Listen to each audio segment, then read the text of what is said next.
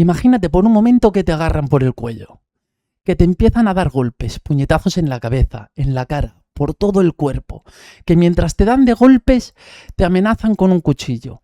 La situación no termina ahí. Según la declaración, su cara estaba llena de sangre, pero te obligan a lavarte la cara para volver a darte de golpes.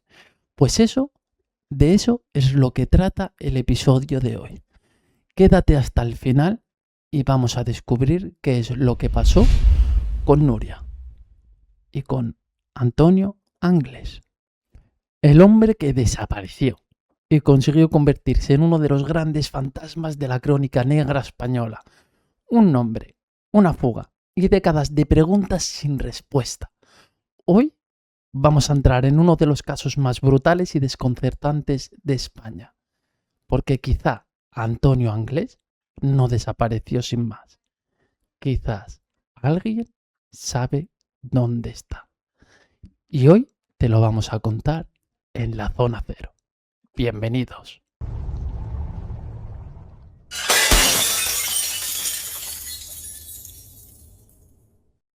Antonio Anglés nació en Brasil en 1966. La fecha que aparece habitualmente es el 25 de julio. Su familia se trasladó a España, a Catarroja, Valencia. Antonio era uno de los numerosos hijos que tenía Enrique Anglés y Neusa Martín. La familia vivía en unas circunstancias precarias. Y aquí comienza una parte de su biografía que ha estado rodeada de muchísimas historias. A lo largo de los años, distintos familiares, personas que conocieron a Antonio describieron a un joven problemático, violento y adicto a las drogas. También aparecieron testimonios sobre enfrentamientos y malos tratos dentro de la propia familia. Pero aquí vamos a hacer una pausa, porque tenemos que tener cuidado. No todos esos episodios terminaron en sentencia. Por eso, si estamos haciendo un documental serio, no debemos decir Antonio Anglés maltrataba a su familia, aunque su propia madre decía que sí. Debemos decir, algunos familiares y personas de su entorno describieron episodios de violencia dentro de la familia, porque una cosa es un testimonio y otra un hecho judicialmente probado. Ahora nos adentraremos en su juventud. Antonio comenzó a entrar en contacto con la delincuencia. Las fuentes judiciales y periodísticas lo relacionan con diferentes delitos. Entre ellos aparecen la receptación, robos, delitos contra la salud pública relacionados con drogas y atentados. En 1992, una reconstrucción judicial posterior señalaba que Anglés acumulaba 7 condenas. Esto es bastante importante, porque demuestra que antes de Alcácer no estamos hablando de un hombre sin antecedentes. Antonio Anglés ya tenía una trayectoria criminal. Había pasado por prisión, había recibido condenas y estaba familiarizado con el sistema penitenciario. Vamos, que era un habitual de los calabozos. Pero todavía faltaba el episodio que marcaría definitivamente su historial. Nuria Pera, de la cual se desconoce muchísimas cosas que hoy vamos a contar. Vamos a volver a 1990. Nuria Pera Mateu tenía tan solo 20 añitos. Conoció a Antonio Anglés en el mundo de las drogas. Nuria le compraba drogas a Antonio Anglés, aunque no tuviera dinero. El 8 de enero acudió al domicilio de Antonio en Valencia. Según la declaración que posteriormente realizó Nuria, su intención era pagarle parte del dinero que le debía y explicarle que le abonaría el resto más adelante, lo que eso conllevó a una gran discusión y a una agresión. Según el relato de Nuria recogido durante la instrucción, Anglés comenzó agarrándola por el cuello. El juez Carlos Climent, que llevó aquel procedimiento, explicó años después el contenido de la declaración. Según ese relato, Antonio la agarró con una mano por el cuello hasta el punto que Nuria sintió que se estaba ahogando. El miedo fue tan intenso que llegó a hacerse sus necesidades encima. Ahora, vosotros por un momento pensar que sois Nuria y que estáis delante de un psicópata que os está cogiendo del cuello. ¿Cuál sería vuestra reacción? Porque yo me acojonaría vivo. Después comenzaron los golpes, puñetazos en la cabeza, en la cara, por todo el cuerpo. Mientras la golpeaba, según Nuria, Anglés la amenazaba con un cuchillo. La situación no terminó ahí. Según su declaración, cuando su cara estaba llena de sangre, Antonio la obligaba a lavársela para volver a golpearla. El juez describió aquellas declaraciones como precisas respecto a las agresiones. Estas afirmaciones proceden del relato de la víctima, posteriormente explicando públicamente por el propio juez. No debemos convertirlas en una reconstrucción independientemente de cada momento, pero sí forman parte del material judicial del caso. Después de la agresión, la secuestró. Según Nuria, Anglés la mantuvo retenida en una vivienda de Catarroja. La ató mediante una cadena a una columna. La información publicada por Servimedia durante el juicio de 1991 hablaba de una cadena de aproximadamente 6 metros y una retención de 24 horas. Imaginaros lo que es estar 24 horas secuestrados por un psicópata, atados con una cadena de hierro, sin saber qué es lo que os puede pasar. El propio Anglés reconoció durante el juicio que había atado a Nuria, pero intentó minimizar la acción, obviamente. Según la información de aquella época, calificó lo ocurrido como una tontería, una niña atada. La fiscalía no lo consideró una tontería. El fiscal pidió 11 años de prisión. Y aquí nos vamos al pozo. Según la declaración de Nuria, Antonio también la amenazó con arrojarla a un pozo. Incluso, según su relato, llegó a tirar objetos dentro del pozo para que ella pudiera escuchar el ruido y hacerse una idea de su profundidad. Hay que estar muy enfermo de la cabeza para torturar a alguien de tal manera. De verdad. O sea, no se me pasa por la cabeza lo que tuvo que sentir esa muchacha. La finalidad de aquellas acciones, según la declaración, era intimidarla. Intimidarla no, era acojonarla viva. Esa chica hoy en día tiene que tener pesadillas. Y después aparece otro episodio especialmente llamativo. Y aquí es donde ya a mí me explota la cabeza. El Doberman. Según Nuria, Antonio llevó un perro de la raza Doberman hasta la habitación donde la tenía retenida. Le dijo que rezara porque los Doberman podían oler la sangre. Nuria se cubrió con manta. Y según su declaración, el perro comenzó a olfatearla y a caminar sobre ella. Ahora tú ponte en la situación de Nuria. Estás secuestrada o secuestrado en una habitación, estás atado, tienes 2 mantas con las que taparte y abren la puerta y aparece Anglés con un Doberman, que no sabes el carácter que tiene. Puede ser lo más bueno del mundo, o conociendo a Anglés, que era un psicópata de manual, puede ser el perro el mayor hijo de la gran que hay en la faz de la tierra. Y tú, ahora imagínate que te tapas con la manta y el perro empieza a olfatearte y a pasar por encima tuya. ¿Qué es lo que se te pasaría por la cabeza? Porque a mí, sinceramente, yo pediría que me matasen directamente. No sé vosotros, dejármelo en los comentarios porque para mí es mejor morir. Pero bueno, este detalle ha sido reproducido durante años. Al final el caso de Nuria termina en un final feliz, entre comillas, porque fue liberada. El caso llegó a los tribunales. La fiscalía pidió una pena de 11 años para Antonio Anglés. Anglés reconoció haberla atado y finalmente fue condenado por la detención ilegal. Solo por la detención ilegal. La pena que aparece en las fuentes judiciales y en las reconstrucciones posteriores es de 6 años y 4 meses de prisión. Por tanto, aquí tenemos un hecho que podemos presentar con absoluta claridad. Antonio Anglés fue condenado y pasó por prisión por el caso de Nuria Pera. No estamos hablando ni de un rumor, no estamos hablando de una acusación que nunca llegó a juicio. Hubo un procedimiento judicial, hubo una víctima, hubo un reconocimiento de parte de Anglés y hubo una condena. Antonio Anglés ingresa en prisión. Y aquí aparece uno de los aspectos más curiosos de su historia. Mientras cumplía condena, él trabajó en la cárcel como electricista y llegó a recibir reducciones de condenas por ese trabajo. También obtuvo permisos penitenciarios. El primero de ellos resultó especialmente importante porque, según la fiscalía y los informes de la época, Anglés regresó a prisión después de disfrutarlo.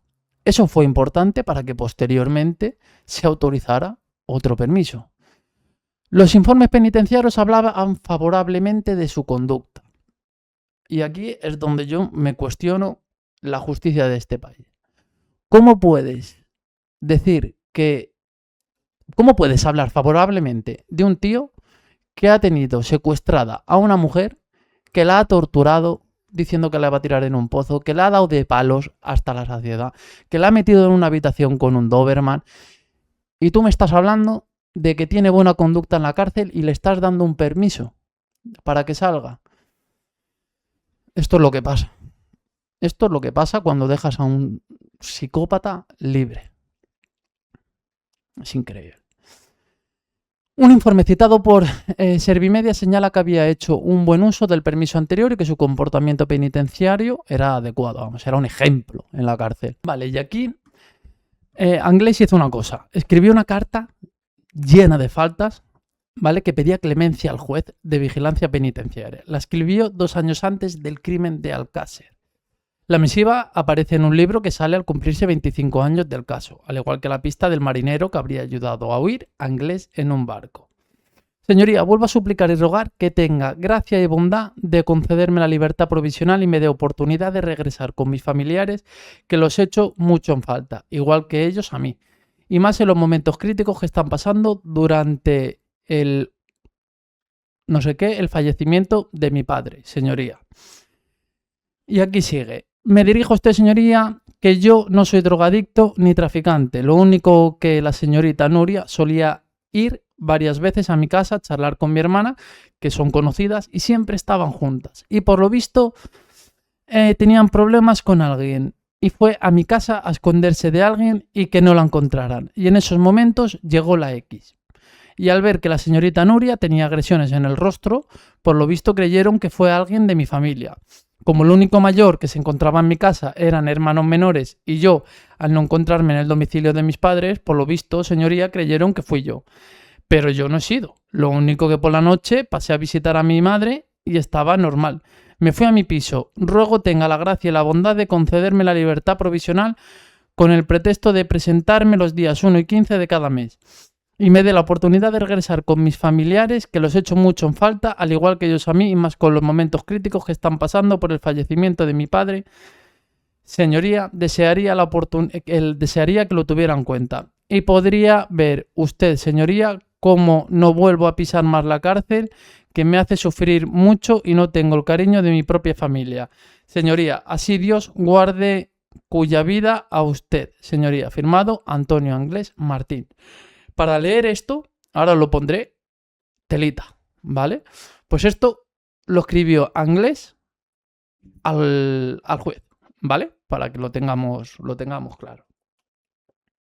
Incluso se indicó que no era considerado consumidor de drogas en aquel momento. Pero entonces llegó marzo de 1992, ese 5 de marzo en el que Antonio Anglés sale de prisión y no vuelve. Le conceden un permiso y Antonio Anglés lo aprovecha para desaparecer. También os digo una cosa, no sé de qué cojones se sorprenden. Si tú a un psicópata lo dejas libre, la primera vez puede ser que te vuelva. La segunda, cuando ya ha maquinado qué es lo que quiere hacer, no te va a volver. Esta vez Anglés desaparece. El permiso que debía servir para favorecer su reinserción se convierte en el comienzo de su fuga. A partir de ese momento, Antonio Anglés queda fuera de prisión y pasa a ser buscado por la justicia. Pero un dato muy curioso aquí. No pasa a ser buscado por la justicia ni a las horas ni a los días de haberse fugado, sino tardaron más de 3 y 4 días en darse cuenta de que Antonio Anglés no estaba en la cárcel, de que no había vuelto. Es increíble.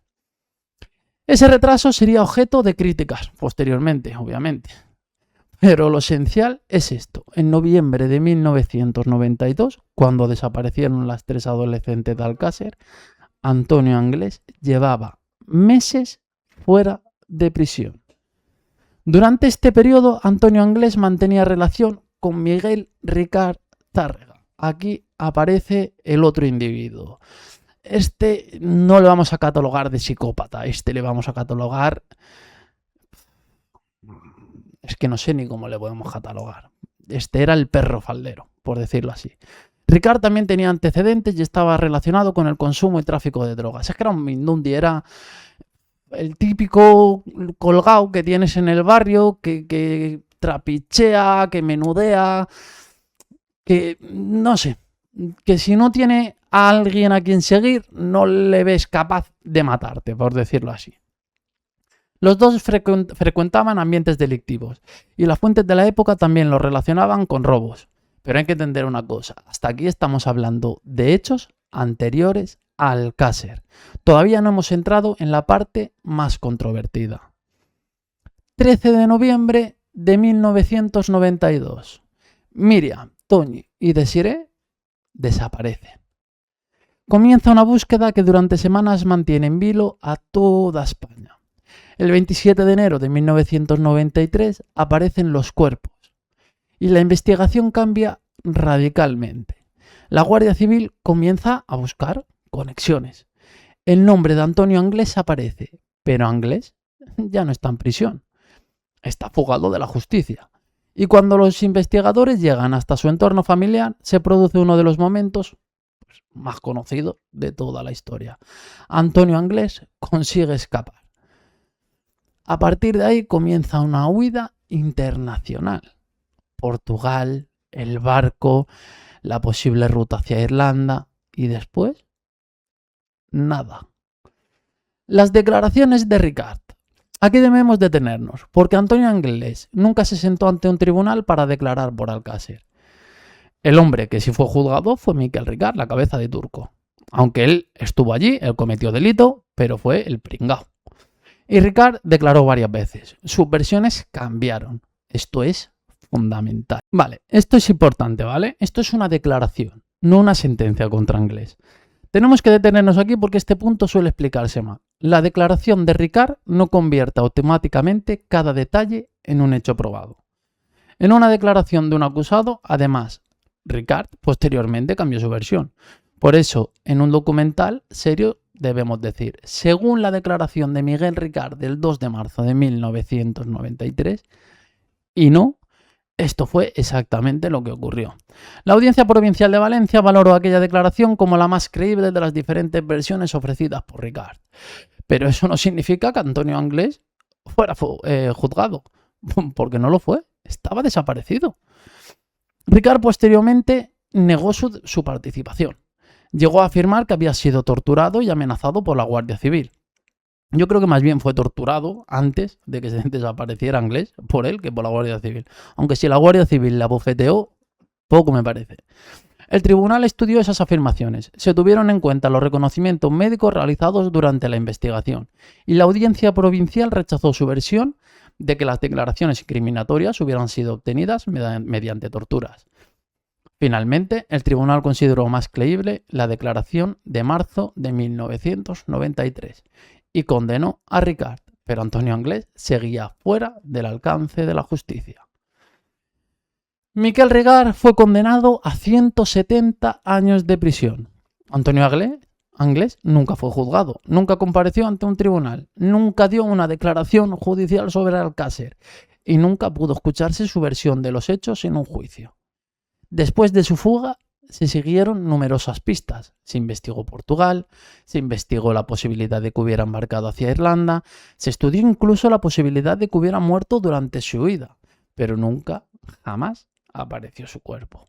Y por eso Antonio Anglés continúa hoy en día oficialmente desaparecido. Pero cuando miramos la historia de Antonio Anglés completa, aparece una trayectoria que comenzó muchos años antes de Alcácer. Un joven llegado de Brasil, una familia numerosa instalada en Valencia, una juventud marcada por problemas y delincuencia, drogos, robas, antecedentes, prisión, el caso de Nuria Pera, una condena de 6 años y 4 meses, trabajos de prisión, reducciones de condena y finalmente lo más importante, la fuga. El 5 de marzo sale de prisión, nunca regresa. 8 meses después, 3 adolescentes desaparecen. Y Antonio Anglés pasa a ser uno de los principales nombres de la investigación. Pero la historia judicial tiene una frontera que debemos respetar. Anglés fue condenado por delitos anteriores al caso Alcácer. No fue condenado por Alcácer porque nunca llegó a ser juzgado. La sentencia de 1997 condenó a Ricard. La participación atribuida a Anglés se apoyó fundamentalmente en las declaraciones de Ricard y en el conjunto de pruebas valoradas en aquel procedimiento. Y desde entonces queda una pregunta que lleva más de 3 décadas sin respuesta. ¿Qué pasó realmente con Antonio Anglés después de su fuga? Sabemos cómo comenzó su historia. Sabemos que pasó por prisión. Sabemos que fue condenado. Sabemos cuándo y cómo salió con permiso. Sabemos que no regresó. Sabemos que fue buscado después de Alcácer. Pero no sabemos dónde cojones terminó. Porque yo aquí os hago otra pregunta. ¿Cómo puede ser que una de las personas más buscadas de España desaparezca sin dejar rastro? Y ahí es donde yo lanzo una pregunta. ¿Alguien le ayudó? ¿Alguien le tuvo que ayudar? ¿Policías? ¿Gente más importante? ¿4 amigos? No sé, es muy raro. Quizás ese sea el elemento que ha mantenido vivo el misterio durante todos estos años. Antonio Anglés desaparecido. Y con él desaparecido también la posibilidad de escuchar directamente su versión de una de las historias criminales más conocidas de España. Yo no sé a vosotros qué os habrá parecido. Hoy solo nos hemos centrado en Antonio Anglés y en el caso de Nuria. Pero para mí, la justicia cometió numerosas irregularidades, cometió muchísimos fallos, ya no en el caso Alcácer, sino anteriormente. Y para mí, no le debían de haber dejado nunca un permiso. Jamás dejarle salir. Pero bueno, es la justicia que teníamos, la justicia que tenemos también hoy en día, y la justicia que tendremos si esto no cambia. Y hasta aquí el vídeo de hoy. Espero que os haya gustado. Si es así, dejar un comentario, darle un me gusta, por favor, compartir y suscribiros, que no os cuesta nada. Seguiremos con el caso Alcácer, pero ya nos meteremos de lleno con Toñi, Desi y Miriam. Y con su padre, con el padre de Miriam. Porque ahora que ha aparecido en redes, hay preguntas. Hay preguntas que no tienen respuesta y hay preguntas que nos gustaría saber. Así que nada, muchísimas gracias y bienvenidos a la zona